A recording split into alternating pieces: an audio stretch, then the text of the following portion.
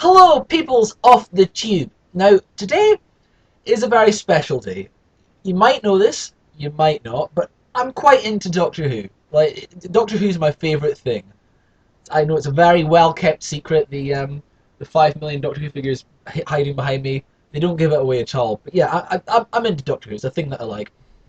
And my favourite Doctor is Jon Pertwee. Third Doctor, he's my favourite. And it just so happens that today is Jon Pertwee's 100th birthday. Now sadly Jon Pertwee's not with us anymore for us to personally wish a happy birthday to, but I thought to commemorate this special occasion for Jon Pertwee's 100th birthday, I would tell you my list of my personal top 100 Jon Pertwee stories. What? Okay, I've just been told there aren't 100 Jon Pertwee stories. There's, including recurring appearances in multi-Doctor stories after the fact, 26 Jon Pertwee stories. Don't worry, that's fine. We'll do top 100 Jon Pertwee episodes. 24 stories plus 2 specials. That's 125 episodes. I've got episodes to spare. I tell you one thing, Colony in Space Part 2 is not making the list. Okay, I've just been informed that that would take far too long and take, like, to work out the sequence of what my top 100 episodes are would take us forever. So that's annoying. Don't worry though, I've got a backup video planned. How about I rank from best to worst my favourite Jon Pertwee velvet jackets? I know Sewage would like that, yeah? Wait, where are you going? Come back. Come back! This is going to be a really interesting video! Okay, so Sewage would like that video, but absolutely no one else in the entire world wants to hear my opinions on the ranking of Jon Pertwee's velvet jackets. So, let's go back to my original idea, but trim it a bit. So, low-hanging fruit, here comes my very by-the-numbers video. This is my top 10, not top 100, but top 10, just 10, Jon Pertwee stories of Doctor Who. I cross the void beyond the mine. So I'll try and do like a fun like number card, which will give away the answers of what I'm about to say. But here comes number 10. I cross the void beyond the mine. So number 10, I debated between 2 stories for number 10. I've gone with the Sea Devils. It was between this and Planet of the Daleks. They're both great. They're both really fun stories. They're both 6 episodes. They both feature one of the Doctor's most prominent villains, the Master in this case, the Daleks in the other. And they're both kind of retreads of existing stories. The Sea Devils won it out for me in the end because the Master, you can't go far on him. I love the Master. Well, Roger Delgado's Master in particular is just one of the best characters of Doctor Who. So he's in it. That's a good point straight away. The Sea Devils are adorable. Like, I know the Doctor Who monsters aren't supposed to be like cute, but they're so sweet. They look like little turtles.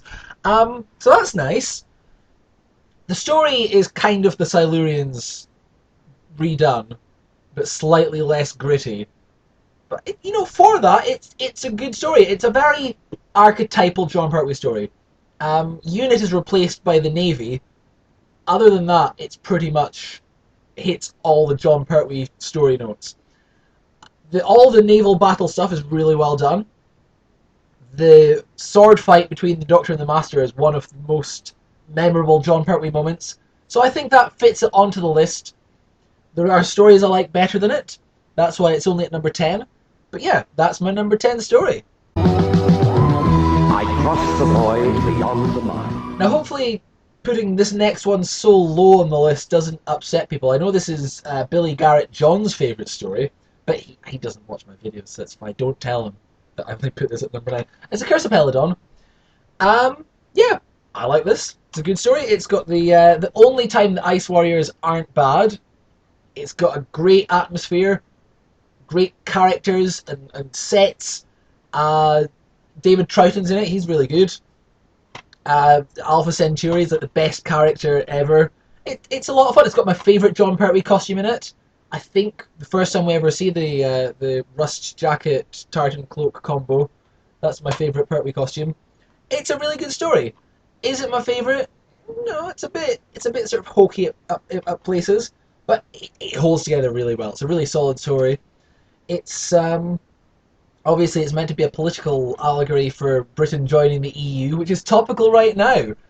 Will they do a sequel where Paladin leaves the Galactic Alliance or whatever they're called? Probably not. But I'd watch that. If we got Sand Churchman's still alive, isn't she? Bring her back. Alpha Centauri's always good for another cameo. Yeah, it's a good story. It's not my favourite story. It's a very good one. That's what I chose for number 9. I cross the void beyond the mind. So I don't want to give you a feeling of deja vu here, but in number 8, it's a deja vu for me because I've recorded this twice. I kept saying it was number 7. Number 8 is the Silurians. It is essentially the Sea Devils, but better. The plot is more or less the same. You've got creatures that are being awoken after a very long sleep. They used to inhabit the Earth. You know, the two Silurians and Sea Devils are meant to be related. Silurians is just, or Sea Devils is just the Silurians underwater. But this is a lot darker, and it's a lot grittier, and it's a lot heavier. As Series 7 on the whole is. After Series 7, like Series 8, the tone went quite a bit lighter. There's a lot of characters that you get more invested in than you normally would, that then get killed off. Like the unit team, which isn't really fully established until, I mean, really, Terror of the Autons is when, you know, we've got Brigadier, Captain Yates, and Sergeant Benton. Before then, we have a different captain every episode, well, every story. So in The Invasion, it's Captain Turner. In Spearhead, I don't remember the guy's name, but he's just got a very heavy 8 o'clock stubble the whole time. In this one, it's Captain Hawkins, played by Paul Darrow, who's sadly just died recently. I know they're only one-off captains, but you get kind of attached to them, and they're there, and they're interacting, and they have a function there. But poor old Captain Hawkins, he just dies, and it's really depressing. And now I'm thinking of Phil Hawkins, and that's making me even more sad. He's not dead. He may be even watching this. Hello. But yeah, Captain Hawkins. It's really sad. Spoilers if you haven't seen it. He dies. The guy from Fraggle Rock, he dies. Fulton Mackay. Peter Miles, that was Niger in Genesis of the Daleks, he dies. Jeffrey Palmer, the captain of the Titanic from that one episode, he dies. Everyone dies. There's so many characters die. It's really depressing. And there's this whole thing with the disease that the Silurians put out. It's 7 episodes, which is a bit long. That's probably why it only made it to number 8. Although, having said that, my number 1 choice is also 7 episodes, so I don't know. But yeah, to sort of avoid it from being too much of one thing, they have a few episodes where it's a bit like Jaws. You don't quite see the monster, you don't know what's going on, it's very sort of mysterious and scary.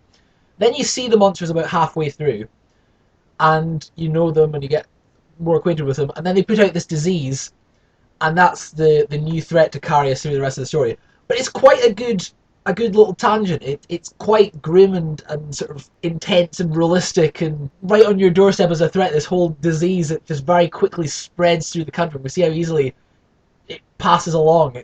It's very good. It's a great story. I could talk about this all day. The last time I talked about this, which I had to redo, I think I talked for longer. But you know what? We need to move along. This video is too long already. Number 7. I cross the void beyond the mind. So my number 7 choice, and again, I think a lot of people would place this higher than number 7. This is a lot of people's favourite Pertwee story. But I've gone with number 7, and it's The Demons. And I do like it a lot. It's really good. It's very spooky. It's got possibly the best illustration of the unit dynamic, because Sergeant Benton and Captain Yates have a lot to do in it. The Brigadier is at his most exasperated and has one of his best lines ever with the chap with the wings 5 rounds rapid.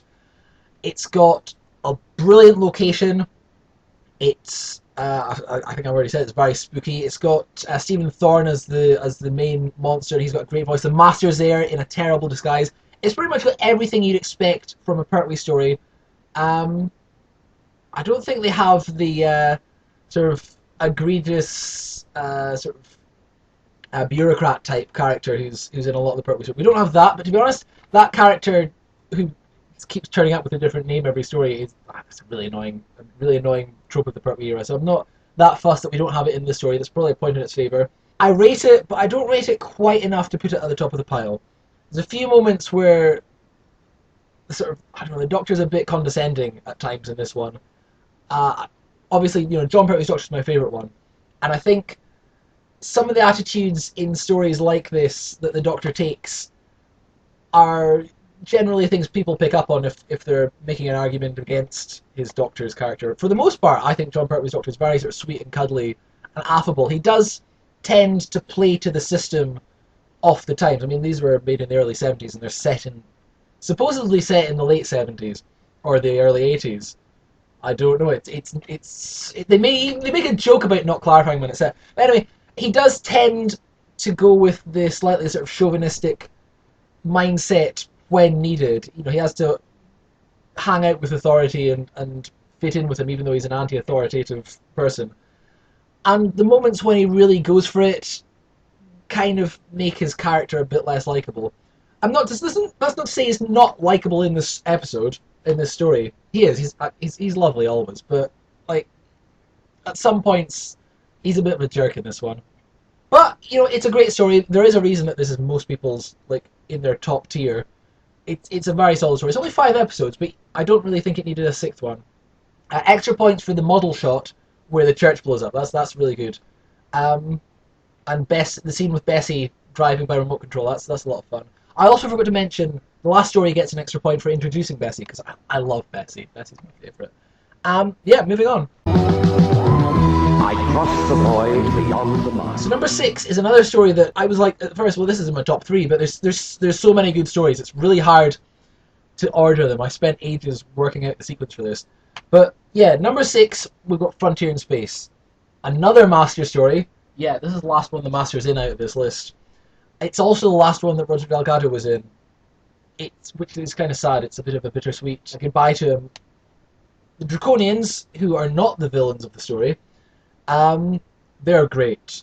So, the whole thing, the premise for this one, if you haven't seen it, we've got the Draconians and we've got the humans.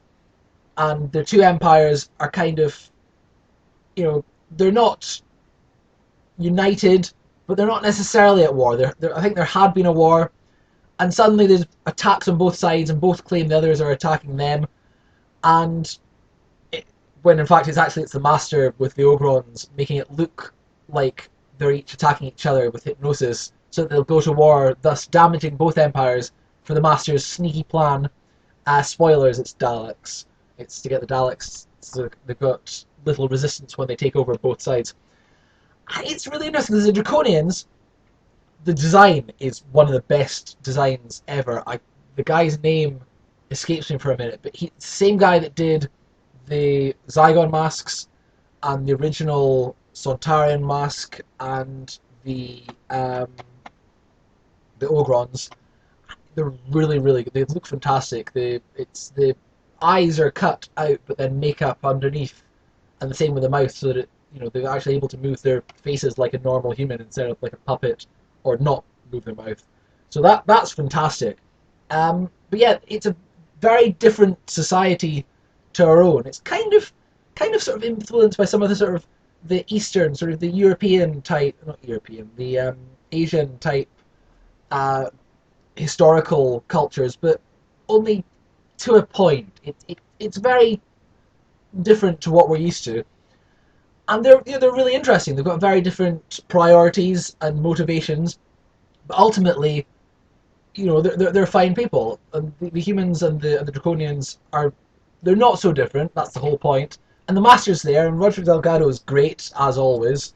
The Ogrons are back, and I love the Ogrons, so that's really nice to see. The only thing I think I would give as a criticism to this, it's 6 episodes long, and it's kind of padded. There's a lot of time spent in jail cells, like back and forth from different jails to different jails to different jails. That kind of lets it down a little bit, which is why it didn't make it to the top 5. It has one of my favourite locations in Doctor Who ever. There's in the main human base, there's this beautifully hideous, amazing, sprawling complex of concrete brutalist nonsense. It's wonderful. I love it. I've got a very funny relationship with brutalist architecture, but like I love it. Secretly, really love it. It looks amazing. This whole bit with all these stairs going up and the walkways, and it's very future of the olden days, and I like that a lot. So for those points, you know, the that location and the Draconians and Roger Delgado, that gives it quite a boost up. The other thing that kind of lets it down, and this is unfortunately sort of unavoidable, is it doesn't really give a goodbye to Delgado as the Master. Obviously they didn't know this was going to be his last story. I think they were planning on having for Pertwee's last story a final confrontation, and they couldn't because Roger sadly died very unexpectedly.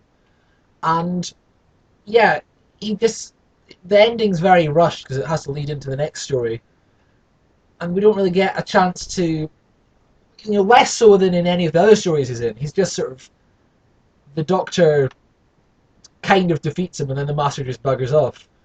And it's a bit of a shame, but like I said, there's not really much you could do about that. It is what it is. It's a great story. So that's my number 6. I trust the void beyond the mind. Okay, so we've been going for quite a while now. We're into the top half of the list. I don't know how long I've been talking for in video. In real life, it's been about half an hour. But I did have to redo 2 of them because I forgot what number I was on. So just for clarification, we are on number 5. And if you guessed from the card I probably put up, it's the Time Warrior, which is the only Sarah Jane story on this list. This is by far the best story of Series 11. It's the best story to feature a Sontaran by far. It's a great story. The backstory to this, as I understand it, Robert Holmes, who wrote this, my favourite writer incidentally, this is not his only story on this list. We'll get to some more of him later on. Robert Holmes apparently was really against historical stories. He thought they didn't work. They were boring and no one wanted a historical story. And there seemed to be a bit of a sort of friendly rivalry between him and Terrance Dicks, who was script editing at the time, which also supposedly led to him giving Terrance Dicks the job of writing a script set on a lighthouse later on, which Terrance Dicks thought was like the worst thing to do a script on. And they had disagreements over the Brain of Morbius, but this is before all that. Yeah, Robert Holmes didn't think historical stories worked, but he was commissioned to write a story with a historical setting. But obviously, he just used that as a background and put in one of the best monsters of Doctor Who. And it's great. The setting works brilliantly, particularly with the Sontaran as a creature, because they're very warlike, and it's a very feudal time in the Middle Ages. Just history isn't my strong suit, sorry. But yeah, Middle Ages, everyone's all fighting and battling for the towers, and we've got this far-flung future warrior who's just like, this is all just rubbish. What are you guys doing with yourselves? What is this? But he has to work with them so he can get away again because he's crashed. We introduce Sarah Jane, who's obviously one of the most enduring characters of the series. Jon Pertwee's lovely in it. He's kind of, by this point, I think Jon had decided he was leaving, and so there's something of a knowledge of that in him, but he's not like Series 18 Tom, where the character's just a misery for the entire series. He is still fun and warm to be around, and we've got great guest characters. June Brown, that's Thingy from EastEnders, who's already like middle-aged in this. She's so old. Is it Dot Cotton she's called? I don't watch EastEnders, but she's like 100 years old or something. She's very old. She's in this. It's got the guy that was inside the suit for Boba Fett playing Hal the Archer, David Dacre, who I was watching Nightmare of Eden recently-ish, and I was like, I recognise the captain of that ship. Where do I know him from? I had to look it up, because in this he's got like long hair and a beard, and that he has neither of those things. So that's really weird. Great cast, great setting, one of the best monsters, the best appearance for that monster.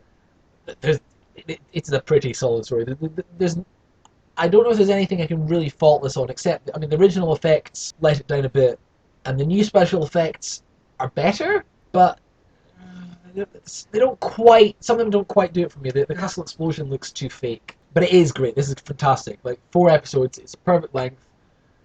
I love it. I love this one. Moving on to number 4. I crossed the void beyond the mind. So there's a while I think this story would have been my number 2, or maybe even my number 1 choice. It's A Green Death. And it's not through any fault of its own that it's fallen down to number 4.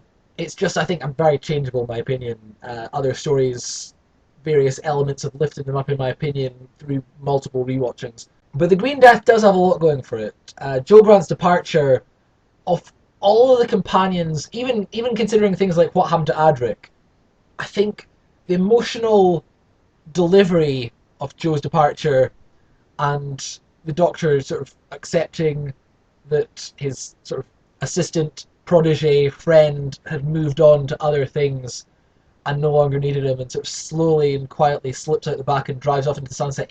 It's a very quiet but very poignant emotion, and John really sells it. And there's a lot of other things that are great in the story. The maggots are wonderful. The John Dirth as the voice of the computer is great. The many moustaches that work at the company are all very interesting characters. The miners, but there are things that I kind of get over time. They become harder to not let them distract you, like the terrible CSO in the throughout the story. Like I don't even mind so much ones where they needed to do their little green screening stuff for obvious reasons, like they're going through the cavern and there's maggots in the foreground and there's maggots in the background. They needed that kind of needed to be done as special effects, although it wasn't very well done. But they obviously ran out of time filming the location material, and if you look, there's a scene in episode 5 or 6 where the Brigadier and some of his unit troops are out on the slag heap, and the Doctor, I think, comes along, and then it cuts to a close-up of them, and they're clearly in front of a green screen, and the two, it just looks really artificial, and there's a lot of bits like that, bits where they're driving along in front of a scrolling green background. It looks really cheesy. That kind of lets the story down a bit. And the emotional, I mean, I'm the last person to talk about tonal whiplash after last week's video, but like there's a scene where Jo finds out that the miner who helped her in the mines has died, and she's very sad and very upset. She just found out, she's sad, and then smash cut to the Brigadier and everyone having a jolly old laugh around the table. Like, bit of an uneven tone, but it is wonderful. It's very, very of its time, but at the same time kind of ahead of its time. The ecological concerns were a very new thing at this point, sort of pollution and all of that. People were, on the whole, not that aware of this at the time. Barry Letts was aware of these things going on and was very worried about them, and quite rightly so, as it turned out. But yeah, it's a really solid story. It's my number 4 choice. It has been right up in my list of favourite stories, and you know what, it still is. It's still up there. It's one of my favourites. It also has one of Jon Pertwee's best costumes. I think this is Sewage's favourite outfit, is the petrol blue jacket with the tartan cloak that I like. To be honest, the tartan cloak would look good with anything. Jon Pertwee could be naked under that cloak, and we'd all be fine with that. I think we'd all be fine with that. I crossed the void beyond the mind. So I hope I'm not going to ruffle too many feathers putting this one so high above things like the Demons. But number 3, I've gone with The Day of the Daleks. And my affection for this, a lot of it is sort of sentimental attachment. The backstory to the time when I first watched it, I just have a lot of sort of nostalgia for that point. That sort of the days around the point when I happened to be watching this. It's just, I look back on that point. It wasn't a particularly special time in any sense. I don't know. I look back on it and it's sort of wistful remembering.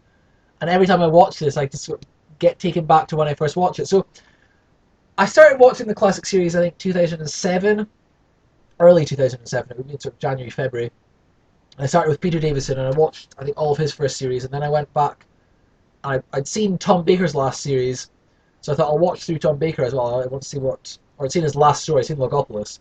So I thought I'll rather than watch his stories in reverse order, I'll watch his from the start, and I'll watch Planet of Spiders first, and then go into it. I really like Planet of Spiders, so while I was watching the early Tom Baker ones, I was thinking, oh, I should maybe get into Jon Pertwee, but rather than start at the beginning, I think I started with Day of the Daleks. I think this might be, well, it wasn't the first one I saw. The first one I saw was Planet of Spiders, but I think this was the next one I saw. And this was the story that cemented Jon Pertwee as my favourite Doctor, because it's something about his performance in this story. It's a really good, it's a really strong Jon performance. And the story itself is fine. I wouldn't say objectively this is one of the best Doctor Who stories, but I like it a lot. They've got the futuristic setting, the whole time loop of people going back to assassinate someone who they know in some way caused the wars that led to the Daleks being able to take over in the future. And it turns out the way he'd done that was by being assassinated by them, and they caused their own misfortune. I like that. I like that sort of story. That interests me as a concept. The futuristic setting is really interestingly bleak. It's got the Candyman from Willy Wonka and the Chocolate Factory playing a dictator, but he's a puppet dictator. The Ogrons are introduced. They're great. It's just a really fun story. It's a really nice tone. But like I said, it reminds me of when I was watching this, which would have been probably mid 2008 or even late 2007. It was when I was on exam study leave, either for my standard grade prelims or my actual standard grades. And I remember watching this instead of revising. I remember playing a game. There's a game on the BBC Bite Size website which is called Fool Your Family into Thinking You're Revising, which obviously I did a very good job of. And I remember playing that like constantly. And somewhere in the middle of that, there's another game on the Bite Size, where it was State of Debate, where it's like a dystopian future, and like all things that teenagers like, or all things that teenagers liked in the late mid 2000s, were all banned. So all this stuff, and you had to debate your way out of these various situations. And I remember doing that. I did that one once, and the other game I played like a bunch of times. And somewhere in the middle of that, I watched this, and I don't know. It's just a period of a few weeks that I look back on wistfully. And anytime I watch this one, I'm brought right back to that period. And I think that's why I like this story so much as I do. And that grows over time, because as I get old, I'm reminiscent of the time when I was younger. Because that's a really long time ago now. Anyway, there's a lot that doesn't stand up very well. The Dalek voices are awful. A lot of the special effects are... The special edition, though, which comes on the DVD, fixes almost all of that. Some of the establishing shots are a bit too artificial looking, but on the whole, it just adds oomph. It's not too much. The improved Dalek voices are really what were needed. The extra effects, for the most part, are kind of, you barely notice them. The extra scenes flow really well into it. It's really nice. So yeah, I haven't watched the proper version of this in ages. I kind of feel like maybe I should, because, you know, it's the version that I remember watching. But yeah, I love this story. It has a very special place in my heart, more so than probably any other Doctor Who story. I just tie this specifically to a place and time that I have a fondness for. Anyway, let's move on to number 2. I cross the void beyond the mind. So we're into the real high-end stuff now. Number 2, I'm putting Spearhead from Space. It's the best new Doctor story. It's the best new Doctor story that's not missing. We'll say that. Power of the Daleks, maybe. But this is really good. It's the first story in colour. It looks amazing. Shot on film, which... entirely on film, which is... I don't think any other story... No, as far as I can think, I don't think any other story was completely shot on film. Filmed single camera, completely different, all on location. Every place they go just looks like a real place, because it is a real place. It looks beautiful. Because it's shot on film, we have the original negatives, and you're able to upscale it ad infinitum, and it just looks great. The colours are great. The picture is super sharp. You see the little beads of sweat on people's faces. It looks glorious, and it's a great story. It's a really well paced. It's only 4 episodes, which again works really well for a lot of these. The 6-parters do tend to drag a little. We introduce Liz Shaw. We introduce my favourite Doctor. I was talking about naked Jon Pertwee earlier. This has that, if that's what you're into. It's got everything. I love this story so much. I can go on and on and on. And I will. The Autons, which, I mean, they've been back a handful of times. I think this is them at their best. They were quite good in Terror of the Autons. The plastic chair thing was quite nice. But I don't know, they're just, this story, I think they're sort of peak autumnness. They're very menacing and creepy, and the little plastic guys that they make, some of them are actual proper people, that just something not quite right. I also noticed once I got the DVD, because I'd watched it on YouTube a bunch of times back when it was up there and it was transferred from a VHS copy and the picture quality was terrible. When you get the DVD, and I imagine even more noticeable on the Blu-ray, everyone that's like an Auton duplicate has like really thick foundation on, so their skin tone is just like completely even all the way across in a really artificial looking way, and that, I think that works really well. It adds just it's just something I suspect when it was originally broadcast on the tiny little televisions, it would have been just noticeable, just enough that you'd be like, there's something not quite right here. It's maybe a little too noticeable with the better picture quality, but it still works. It's still quite effective. I love that. I love the Brigadier's great in it. He's his eyebrows are at their highest at the shenanigans, but he's also kind of shenaniganing. It's a really good story. It's a very tightly written story. Robert Holmes very rarely fails to deliver. He created the Sontarans in my number, whatever that was, number 6, number 5 choice. He created the Autons for this one. I don't think anyone else has created more than one of the enduring monsters. It's great. I love Spirit from Space, but it's not my favourite. What is my favourite?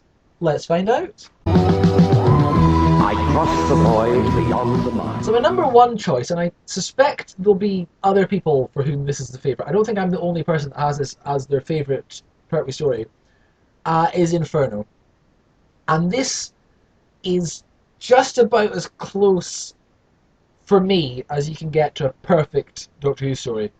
It does it completely for me. It's my second favourite story of all time, behind Genesis. And like Genesis, I can watch this over and over and over again, and it never loses anything. Each time I'm gripped throughout, just really getting into it. It is 7 episodes, which is generally considered a bit too long. And like the bulk of the exciting stuff is in parts 3 to 6. That sort of 4-episode chunk is like the peak of the story. Episode 7 is kind of dealing with it all, and episodes 1 and 2 is setup. But those 4 episodes. I mean, the rest of it as well, but those 4 parts in particular, where they go to the parallel Earth. We've never done that in Doctor Who before. This is 7 years in, and we're off to parallel worlds for the very first time. The Primords, who are the main monster, they didn't need to be there. I think they were added late on to... Because the rumour is that they added the parallel universe bit to stretch out from 4 episodes to 7. But I don't think that's true, because there's nothing. You take the parallel universe story away, the Doctor turns up, people are drilling a hole. The Doctor says, hey, don't drill a hole. And so they don't. That would be the story. Whereas in this one, the Doctor tells him, don't drill a hole. They tell him, no, we're going to drill a hole. Doctor ends up in a parallel universe where they're also drilling a hole. He tells them, don't drill a hole. They're like, we're going to drill this hole. They drill the hole. Consequences! The Doctor's like, well, I'm out. Goes back home. Hey guys, right, you know how I told you to not drill the hole? I went to the world where you did drill the hole. It didn't go well. Oh, okay, well, we won't drill the hole then. I mean, that's not... that's diminishing the story so much. There's a lot of nuance to this.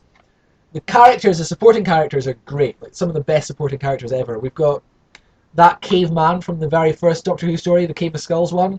He's there. Christopher Benjamin, who used to run a theatre back in Victorian times. He's still around to do stuff. He's really good. Olaf Pooley, who is great. If my memory's correct, obviously he's no longer with us now. He lived to something like 104. I think maybe he maybe doesn't anymore. He did for a while have the record for the longest lived actor in Doctor Who. He's great. He's a great villain in both universes.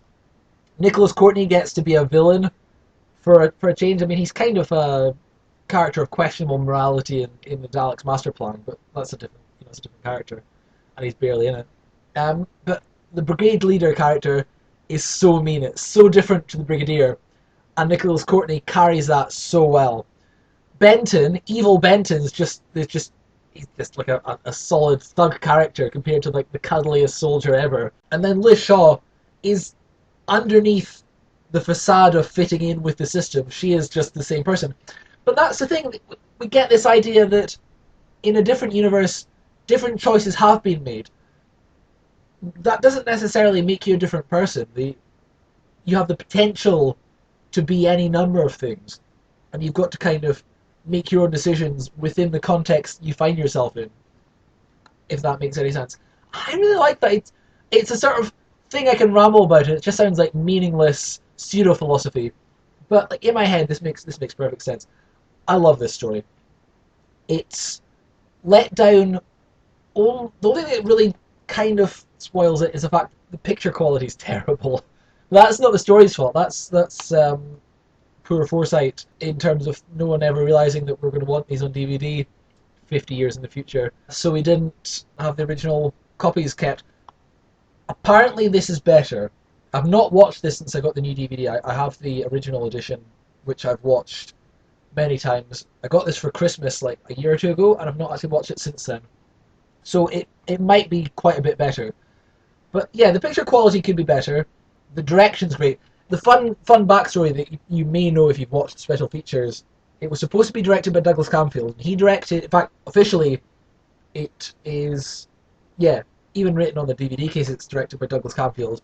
He directed part 1, and he directed all the location stuff. And then he got very ill and had to drop out, and he didn't do any more Doctor Who again for like years and years later. I think the next one he did was Terror of the Zygons. And Barry Letts took over. Obviously, Barry Letts was the producer at this point, but he directed Doctor Who before and would continue to direct Doctor Who throughout his time as a producer, and then once or twice afterwards. But Douglas Camfield left such meticulous notes. He was a very, very meticulous person that Barry Letts was able to follow those notes to the letter, and you get a story that it could believably have been directed by Douglas Camfield in person. It wasn't. It's great. Other fun facts about the story, but while I'm rambling about Inferno, Douglas Camfield's wife is in the story, playing, I don't remember what her name is now, but she plays Petra in the story. Petra Williams, I think her character's called. She's also in The Invasion, which is also directed by Douglas Camfield, and she is the voice of the automated telephone answering service machine. And in the scenes where, what's the character called? The photographer girl.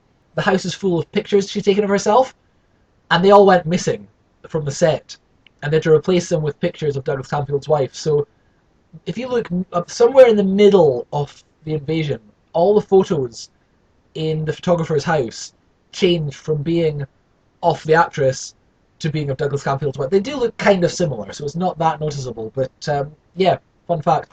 So yeah, that's probably as much stuff as you want to hear me talking about for this story. It's wonderful. I love Inferno. So that is my top 10 Jon Pertwee Doctor Who stories. I'm really glad I didn't make it 100 because of anything.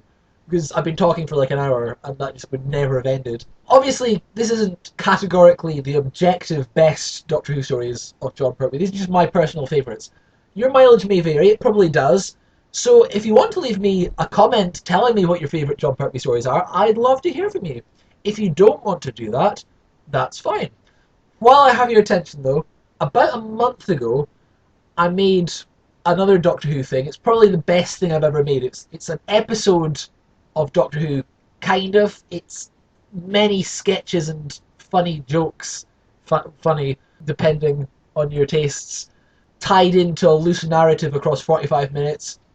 It's something I'm very pleased with. So if you haven't seen that yet, I'll leave a link in the description for you to have a look at that. Please do, if you haven't. It's like my favourite thing. I know it's been like a month now. I'm still pushing this. I don't think I'll ever reach that level again. That's like my best.